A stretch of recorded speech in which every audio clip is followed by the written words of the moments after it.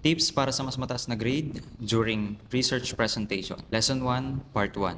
Alam mo ba na 5 parts lang ng research ang kailangan mong i-master para makakuha ng mas mataas na grade during your research presentation? Una, background of the study. Kabisaduhin mong maigi yung mga problems and issues na nakapaloob sa research mo. Dapat maipakita mo na may problema or may issue talaga kaya ka nag-conduct ng study dun sa particular na topic na ginawa mo. Pangalawa, research gap. Siguraduhin mong alam mo kung anong part ng body of knowledge yung mapupunan ng research mo. Halimbawa, wala or limitado pa lang yung mga pag-aaral tungkol dun sa napili mong topic. Tapos, sa ibang bansa pa yung mga nakita mo. Ibig sabihin, kung sa Pilipinas, may malaking research gap para dun sa topic mo.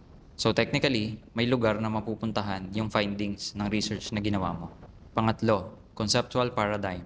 Kabisaduhin mong mabuti yung paradigm na yan. Dahil hindi lang yan basta diagram. Kung tama yan, sakop na rin ito yung iba pang mahalagang bahagi ng research gaya ng research question and research methodology. So, yun lang muna for now. I'm your research teacher, Ichiro A. Good luck and follow for more.